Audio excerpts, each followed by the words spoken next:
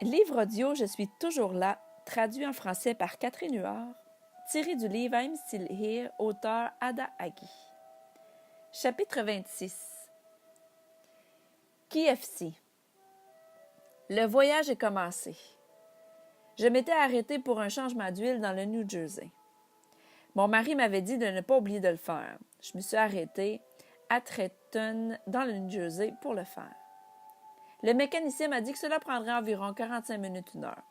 Alors j'ai décidé de marcher et d'aller manger. J'aime les mets italiens et j'ai vu un restaurant qui en servait, alors j'ai continué en cette direction. Mais Papa Dieu m'a dit non, va au poulet Kentucky, fried chicken. Tristement, j'ai obéi, car je préfère de loin les plats italiens que KFC. En arrivant au restaurant, j'ai remarqué une femme qui prenait sa commande et alla ensuite s'asseoir. Pour certaines raisons, je l'observais. La même expérience que j'ai eue au bureau de poste était en train d'arriver à nouveau. J'étais là dans mon corps, mais je n'étais pas seule. D'une façon impressionnante, je sentais la puissance et la présence de Dieu. J'entrais dans cette dimension spirituelle et quelque chose de grandiose était sur le point de se produire. Je le savais. Je suis allée au comptoir pour commander mon repas. Je ne savais pas quoi commander. Toujours en communion intérieurement avec Dieu, je lui ai demandé en moi-même, « Maintenant que tu m'as ici, qu'est-ce que tu veux que je commande? » J'ai regardé le menu et j'ai choisi un bol de poulet qui me semblait pas mal. Je n'avais pas vraiment le goût de manger du KFC. Cependant, je savais que je n'étais pas là pour moi. Ce n'était pas à propos de moi. La volonté de Dieu, le plan de Dieu. J'ai payé, pris mon plat et dirigé par le Saint-Esprit, je me suis assis près de la jeune femme. Je me suis assise environ à 7 pieds d'elle et j'attendais les instructions. Dieu me dit, reste immobile. J'ai vu cette femme être totalement délivrée des démons. Je ne lui ai pas prononcé aucun mot, je ne l'ai pas touchée et elle ne savait même pas que j'étais là. Elle a commencé à pleurer d'une façon incontrôlable. Tout le monde dans le restaurant la regardait sans rien faire. Et il me regardait aussi parce que j'étais celle qui était la plus proche. Mais Papa Dieu m'a dit, reste immobile. La femme continua à grogner en pleurant, la bouche remplie d'écume.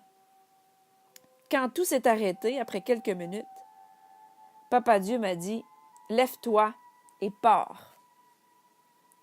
Tu peux t'imaginer que je voulais consoler la femme et lui expliquer ce que je venais d'être témoin.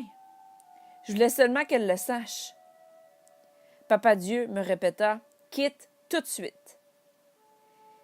Il me l'a dit que ce n'était pas par la puissance ni par ma force, mais par son esprit, sa présence en moi.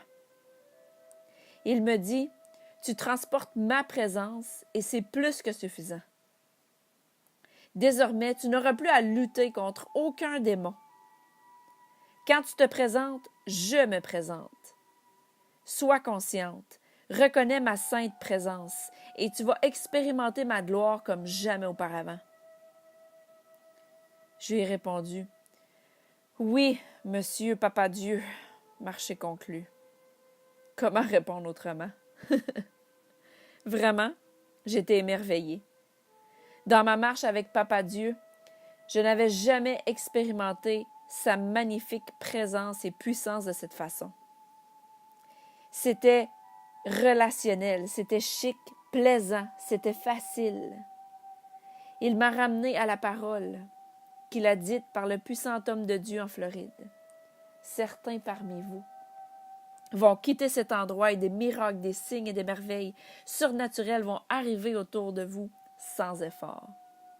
Uniquement par qui je transporte. Tu me transportes. Qui je représente et qui vit en moi. La parole de Dieu dit, Dieu, Jésus et le Saint-Esprit demeurent en nous et nous demeurons en eux. Nous sommes un.